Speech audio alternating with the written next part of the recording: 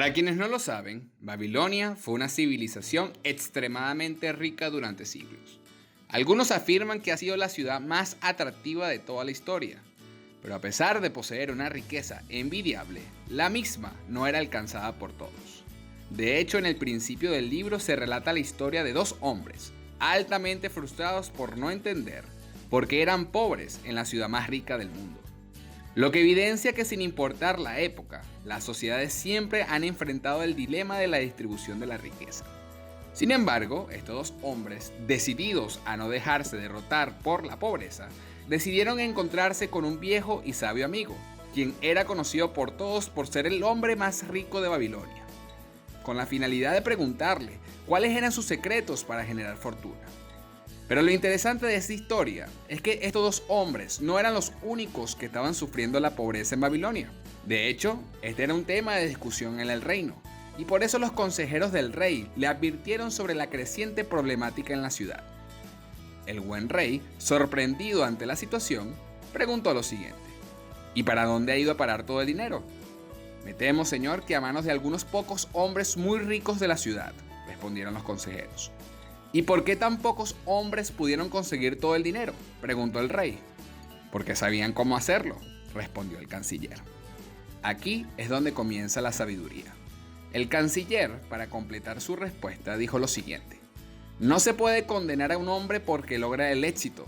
Tampoco se puede, en buena justicia, cogerle el dinero que ha ganado honradamente para dárselo a los que no han sido capaces de hacerlo.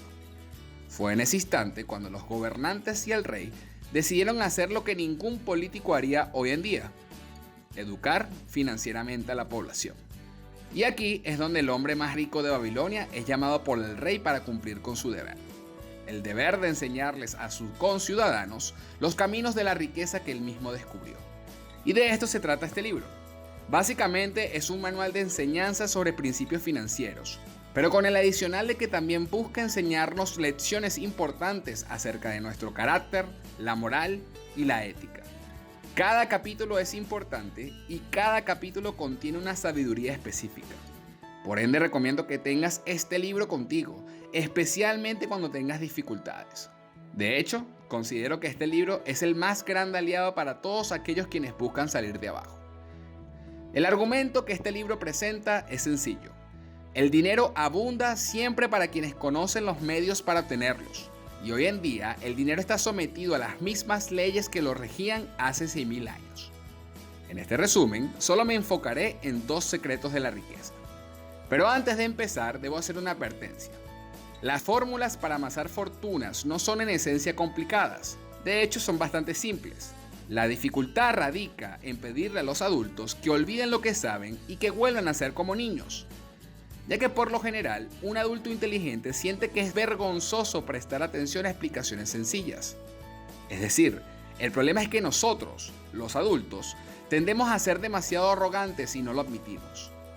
Por eso, hallo mucha verdad en la siguiente frase espiritual: antes de aspirar a dominar el universo, perfecciona primero tus habilidades para dominarte a ti mismo.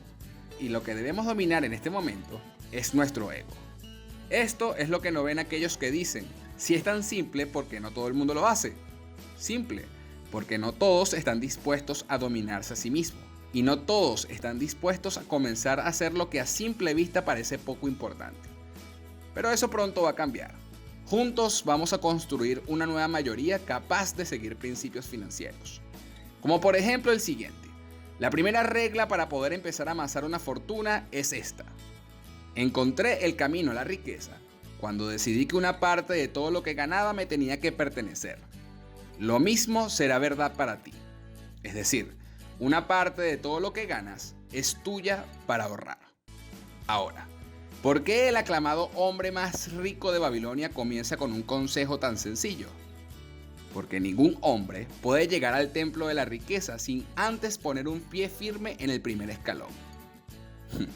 De aquí es donde surge el hábito de las 3 alcancías que Kiyosaki y su esposa promueven.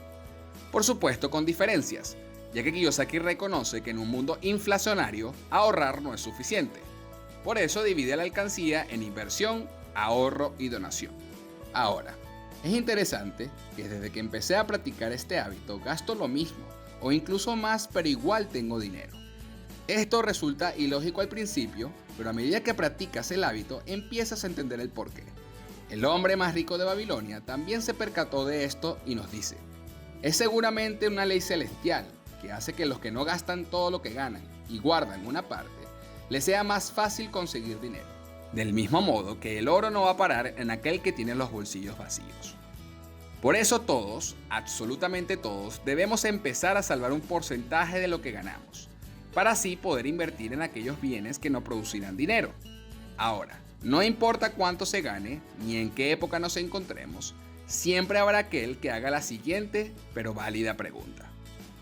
¿Cómo puede un hombre guardar el 10% de lo que gana, cuando ni el 100% son suficientes para cubrir sus necesidades más apremiantes? Es cierto, este libro nos sugiere que cubramos nuestras necesidades con el 90% de nuestros ingresos. Kiyosaki, sin embargo, nos sugiere hacerlo con el 70% y T. Harv Eker con el 50%. Pero antes de decir la respuesta que este libro ofrece, permíteme primero comentar lo siguiente. Para superar la pobreza o cualquier tipo de problema en la vida, la persona debe estar dispuesta a asumir responsabilidad. Esta condición incomoda a cierto grupo de personas porque creen que se ignora lo difícil de su situación. Sin embargo, no es cierto. Lo que ocurre es que uno mismo es la solución y al mismo tiempo es el problema. Entonces, el hecho de que te parezca injusto, difícil o imposible salvar un porcentaje de tus ingresos no quiere decir que no lo debes hacer. Sin embargo, no deja de ser una pregunta válida, y por eso el hombre más rico de Babilonia respondió lo siguiente a un grupo de personas que lo escuchaban. Él preguntó: ¿cuántos de ustedes poseen una fortuna escasa? Todos levantaron la mano. Y él dice: y sin embargo no todos ganan lo mismo. Algunos ganan más que otros y algunos tienen familias más numerosas que alimentar. Y sin embargo, todas las bolsas están igual de vacías. Esta es una realidad para el hombre. Los gastos que llamamos obligatorios siempre crecen en proporción a nuestros ingresos si no hacemos algo para evitarlo. Esto ocurre porque por lo general todos confundimos gastos obligatorios con los gastos que son producto de nuestros deseos. Por ende, solo aquellos que se den cuenta de cuál es la diferencia podrán escapar de la trampa de sus malos hábitos. Es decir, solo aquellos que estudien atentamente sus hábitos sabrán cómo empezar a salvar el 10, 30 o incluso el 50% de sus ingresos. Debemos entender, hermanos míos, que el dinero es una herramienta que usamos para satisfacer deseos, pero el problema está en creer que con el dinero se puede satisfacer todos ellos. Entonces, si no nos estudiamos a nosotros mismos, un nuevo deseo generará otro mal hábito que nos enterrará para siempre en la pobreza.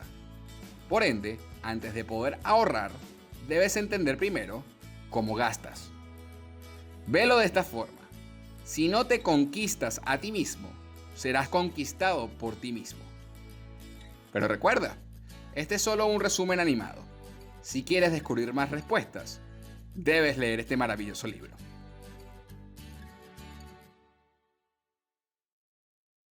Bueno chicos, este fue el resumen animado del hombre más rico de Babilonia. Sin duda, vale la pena leerlo. Recuerda que si te ha gustado este video, dejar tus comentarios abajo, darle me gusta y compartir este video en tus diferentes redes sociales. Hasta pronto.